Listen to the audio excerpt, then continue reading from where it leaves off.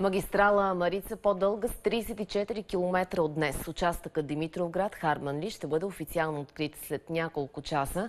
Защо обаче се наложи преасфалтиране на част от чисто новото трасе? Димитър Иванов ни показва новият участък преди официалната церемония по откриването му. Здравейте от най-големия пътен възел в Южна България, този, който свързва пътя Хасково-Димитровград с магистрала Марица. Наложителните ремонти в последния момент се наложиха заради дефекти по асфалта. Виждате, тук все още се работи и няколко часа преди откриването. А ето това всъщност е участъка от Димитровград към Харманли, който ще свърже Димитровград и с граничния пункт Капитан Андреево. Той ще бъде открит в 16 часа днес. А всичко това, което все още се случва тук, е по-скоро довършителни дейности относно почистването и разкрасяването на тази магистрала. Дори и дръвчетата бяха засадени буквално преди часове.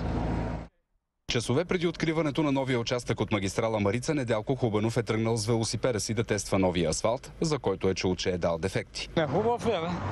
Хубав е. Създават се работни места. Скъсява се пътя за Турция.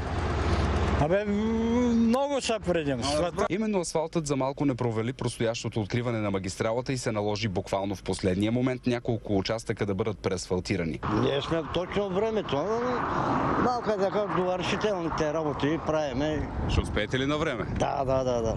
Въпреки всичко, пътят ще бъде открит. Бързата работа срам за майстора. Така ли става винаги в нашата?